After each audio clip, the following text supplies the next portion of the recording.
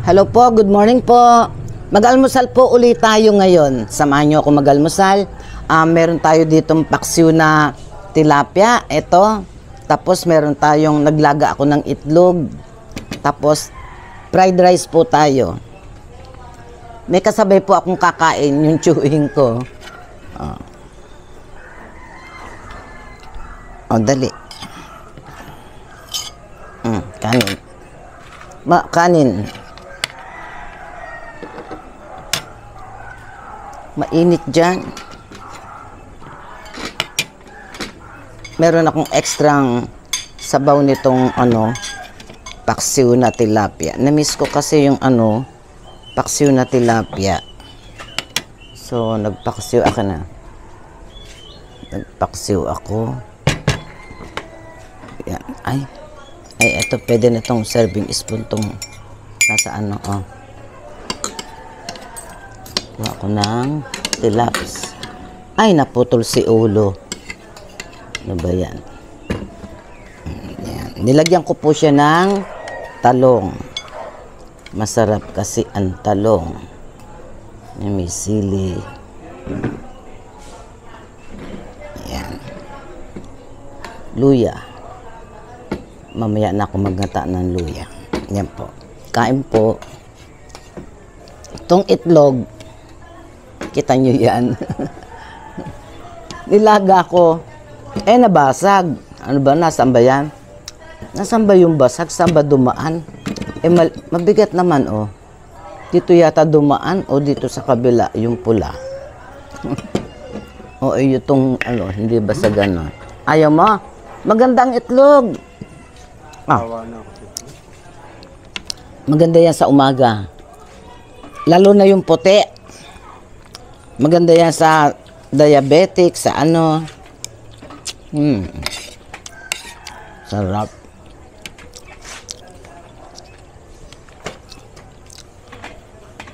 Paksiw.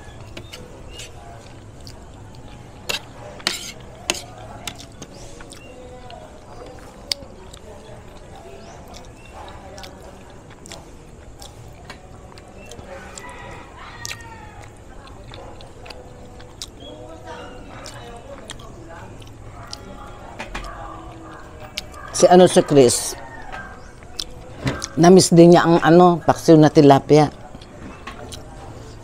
Ano ba yan?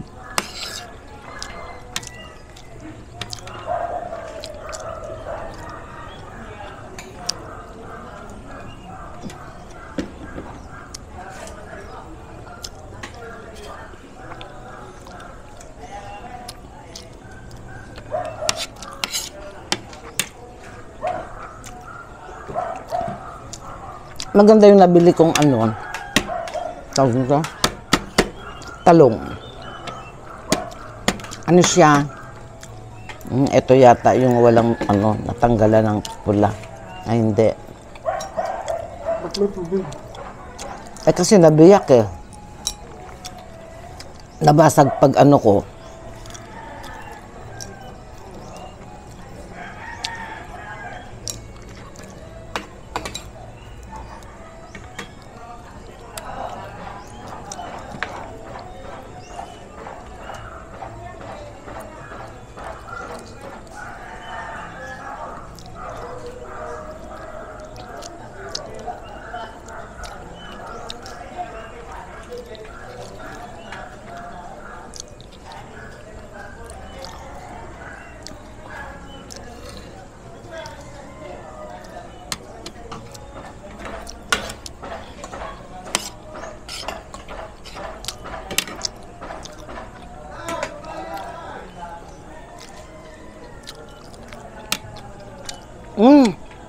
Masarap yung pagkapaksiw ko. Sawa ka na sa tilapia. Sabi ko nga kahit yung tilapia na naman. Alumahan. Kahapon may matambaka. Kaya lang si Tintin kasi matagal na kaming hindi nagluluto ng paksiw na tilapia. Puro prito, ganyan.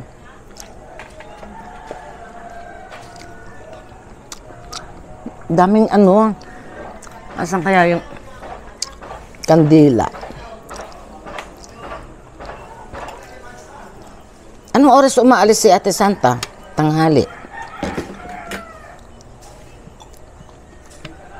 Hapon na alas 12. Kainitan. Grabe.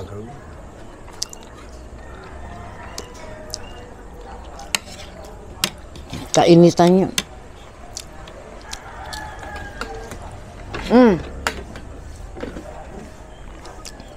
Ito pa. Ama rin po, ano, Ah, sa pus nila. bakit? Nga pala, lalangawin.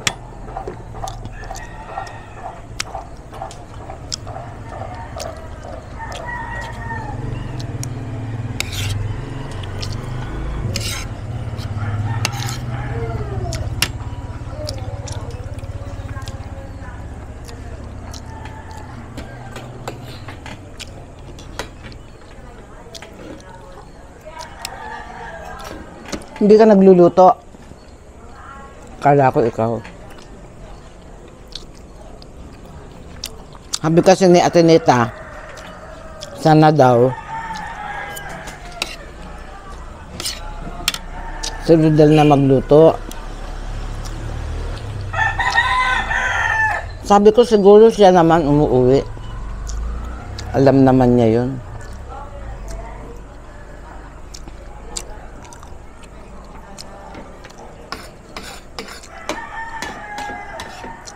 Bago nga siya umalis sa umaga, yung mga pinakainan namin, wala na, inuugasan na. Ng hapunan. Yung kunwari mo, yung hapunan namin. Di ba, alis siya ng alas 2. Yun, inuugasan na. Ng hapunan. Sa pagod din yan eh.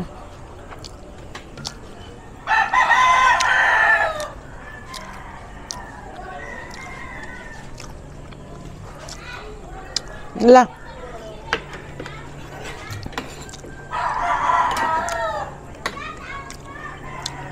Sobra init.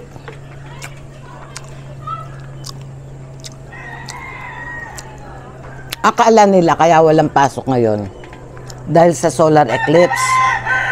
Hindi naman tayo apektado eh. Hindi naman. Bukas yung holiday, Oo, holiday bukas. Kinonsider na holiday na rin ngayon. Dahil ipit, kumbaga.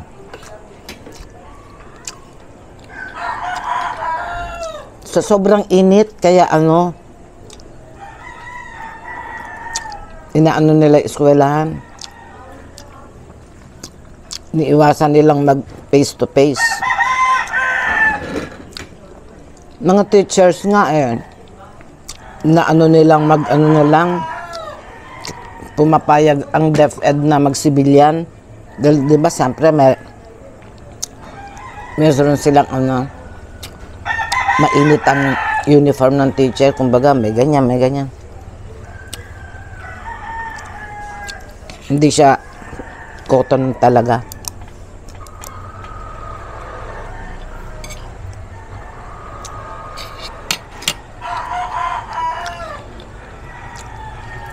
Ay, nako.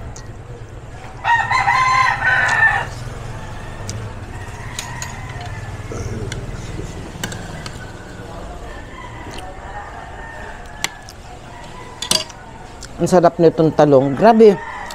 2 pirasong talong, 20 pesos. 10 peso isa.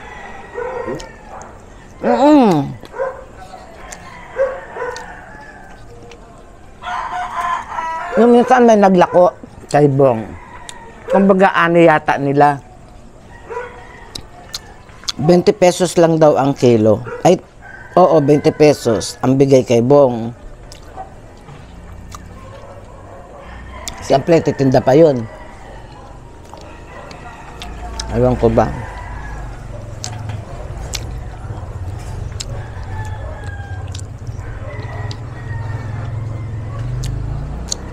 Bumili si Ate Santa kay Flor ng sibuyas o talong. ewan ko. Kasi pinapatanong sa akin ni Flor kung kung ilan daw, kung ilang bundle yata ang order niya. Sabi ko, hindi pa ako makalabas bagong opera ang mata ko. I-text mo na lang siya. Siguro tinitext. Hindi replyan kagad ni Ate Santa.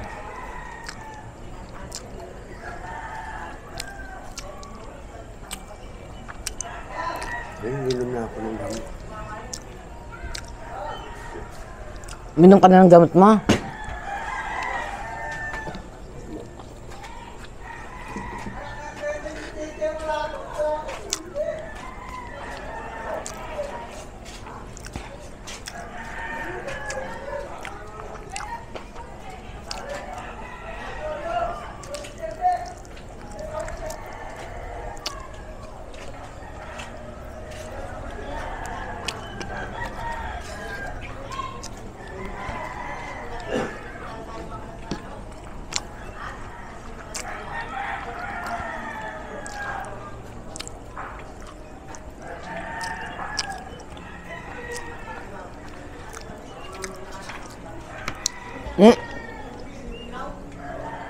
Grabe.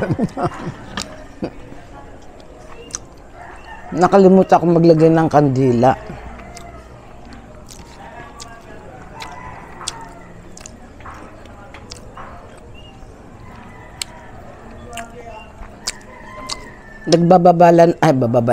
Nagbabala na naman ang weather report. Nako, ingat-ingat uli at sa sobrang init.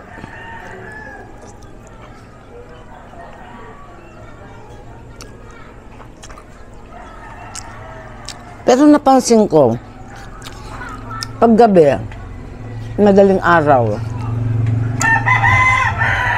ano na, tawag dito, medyo malamig.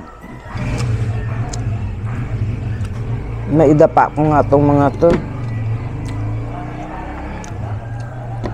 Nilalangaw.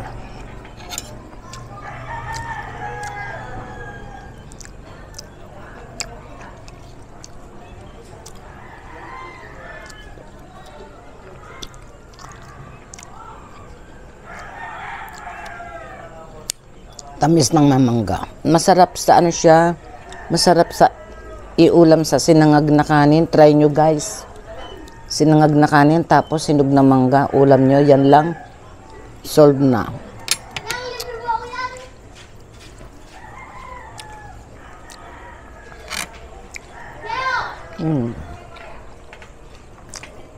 Napapadami ang kain ko.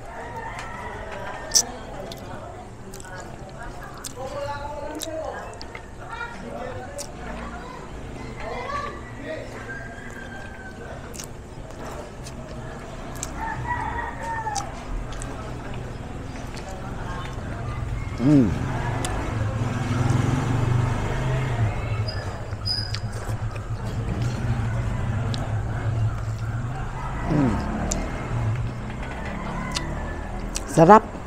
Ang sarap pati ng bigas ngayon.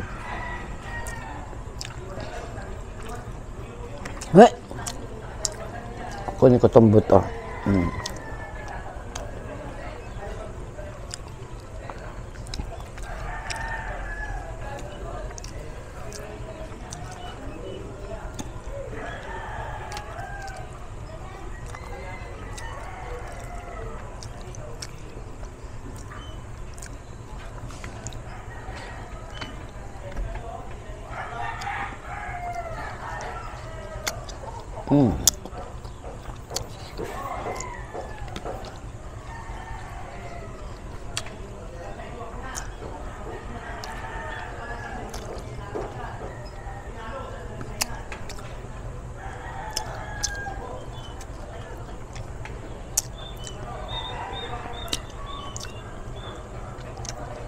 Ano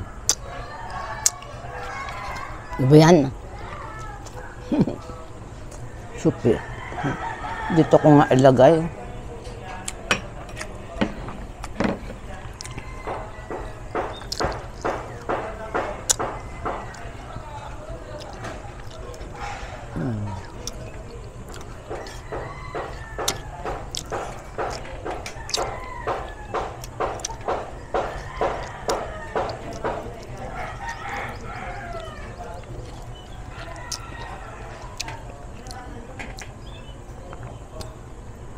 Hindi ko natuloy napapanood yung mga sinusubaybayan kong mga vlogger ng mga channel.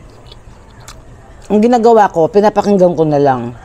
Nakabukas yung CP ko, pero nakikinig na lang ako, hindi ko na pinapanood. Kasi bawal daw mapagod ang mata pag bagong opera.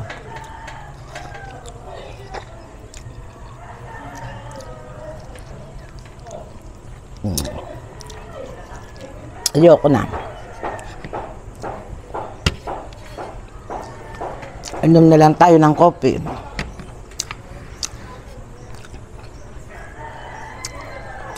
Hanggang dito na lang po. Actually guys, babalik pa ako sa 11 for check-up. Kasi hindi pa siya totally nakakakita.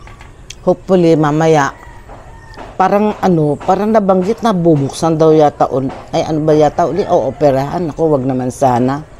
Ay, friends, hanggang dito na lamang po. Sige, isama nyo na lang ako sa pray po ninyo. Ayan, bye-bye po.